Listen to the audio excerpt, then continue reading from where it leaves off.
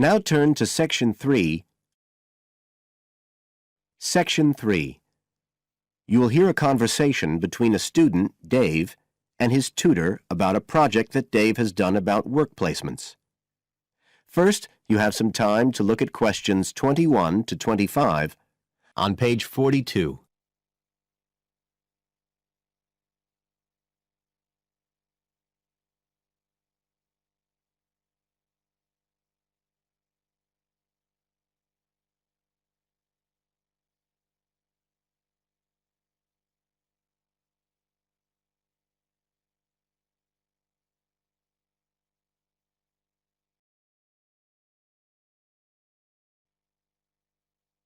Now listen carefully and answer questions 21 to 25. Good afternoon, Dave. Come on in and take a seat. Hi, Dr. Green. Thanks. Oh, hang on a minute. I'll just find the first draft of your project paper and we can have a look at it together. Now, yours is the one on work placement, isn't it? Yeah, that's right. So what made you choose that for your project? Well, I suppose it was because sending students off to various companies for work experience seems to be such a typical part of educational courses these days. I mean, even school kids get to do it. But I felt everyone just kind of assumes it's a good thing. And I guess I wanted to find out if that's the case. But you don't look at schools or colleges, right? You've stuck to university placement schemes. Yeah, well, I quickly found that I had to limit my research. Otherwise, the area was just too big. Do you think that was okay? I think it's very sensible, especially as the objectives might be very different. So how many schemes did you look at? Well, I sent out about 150 questionnaires altogether. 50 of each to university authorities, students and companies. And I got responses from 15 educational institutions and 30 students in 11 individual companies. Great. That sounds like a good sample. And who did you send your company questionnaires to? Well, the idea was to have them done by the students' line managers. But sometimes they were filled in by the human resources manager or even the owner of the company. Right.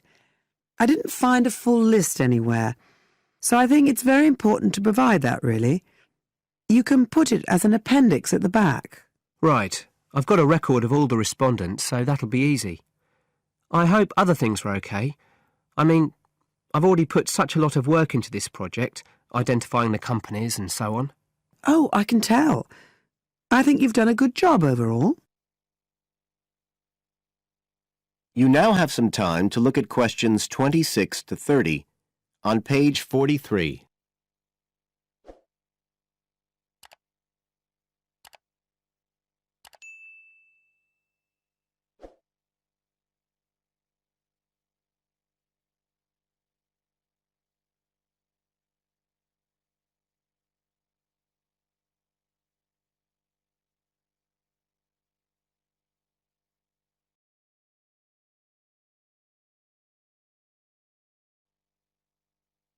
Now listen and answer questions 26 to 30. I thought your questionnaires were excellent, and you'd obviously done lots of background reading. But there were a few problems with the introduction. First of all, I think you need to make some slight changes to the organisation of your information there. At present, it's a bit confused. OK. What did you have in mind? Well, you write quite a bit about work placement in general, but you never explain what you mean by the term. So you think I should give a definition? Exactly. And the introduction is the place to do it. And then, look, you start talking about what's been written on the topic, but it's all a bit mixed up with your own project. So do you think it would be better to have two sections there, like a survey of the literature as the introduction, and then a separate section on the aims of my research? I do. You can include your methods for collecting data in the second section too. It would be much clearer for your reader. Establish the background first, then how your work relates to it. It would flow quite nicely then. Yes, I see what you mean. Anyway, moving on. I like the way you've grouped your findings into three main topic areas. Well, it became very obvious from the questionnaires that the preparation stage was really important for the whole scheme to work, so I had to look at that first. And I found a huge variation between the different institutions, as you saw. I was wondering if you could give a summary at the end of this stage of what you consider to be the best practice you found. I think that would be very helpful. Right, I'll just make a note of that. What did you think of my second set of findings, on key skills development? For me, this is the core of my whole project, really. And you've handled it very well. I wouldn't want you to make any changes. You've already got a nice final focus on good practice there. Thanks. Right. Now, I think the last part, which deals with the reasons why students don't learn... What, the constraints on learning chapter? Yes, that's the one. I think you need to refer to the evidence from your research a bit more closely here. You know, maybe you could illustrate it with quotations from the questionnaires, or even use any extracts from a student diary if you can, and refer back to what you've written about good practice. That is the end of Section 3. You now have half a minute to check your answers.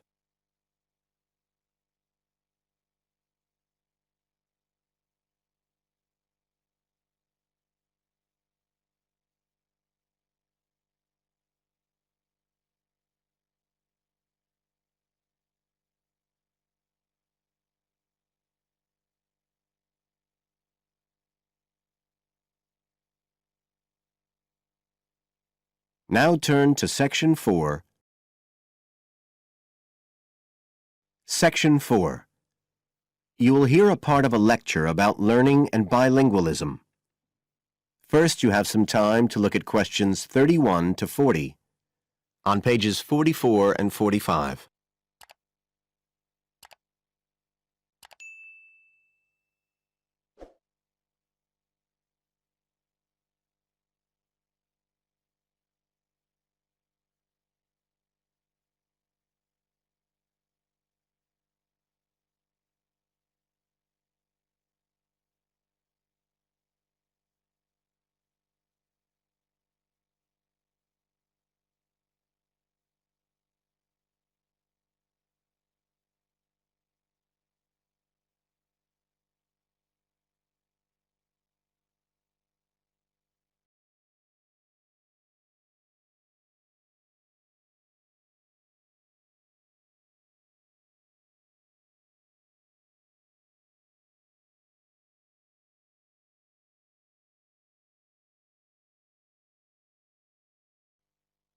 Now listen carefully and answer questions 31 to 40.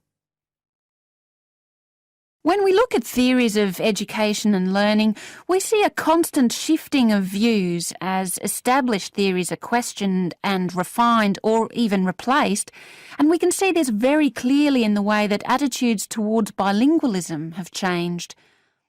Let's start with a definition of bilingualism. And for our purposes today, we can say it's the ability to communicate with the same degree of proficiency in at least two languages. Now, in practical terms, this might seem like a good thing, something we'd all like to be able to do. However, early research done with children in the USA in fact suggested that being bilingual interfered in some way with learning and with the development of their mental processes. And so in those days, bilingualism was regarded as something to be avoided, and parents were encouraged to bring their children up as monolingual, just speaking one language. But this research, which took place in the early part of the 20th century, is now regarded as unsound for various reasons, mainly because it didn't take into account other factors such as the children's social and economic backgrounds. Now, in our last lecture, we were looking at some of the research that's been done into the way children learn, into their cognitive development, and in fact we believe now that the relationship between bilingualism and cognitive development is actually a positive one. It turns out that cognitive skills such as problem solving, which don't seem at first glance to have anything to do with how many languages you speak, are better among bilingual children than monolingual ones. And quite recently, there's been some very interesting work done by Ellen Bialystok at York University in Canada. She's been doing various studies on the effects of bilingualism, and her findings provide some evidence that they might apply to adults as well. They're not just restricted to children.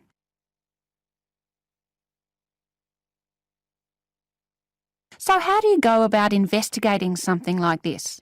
Well, Dr. Bialystok used groups of monolingual and bilingual subjects aged from 30 right up to 88.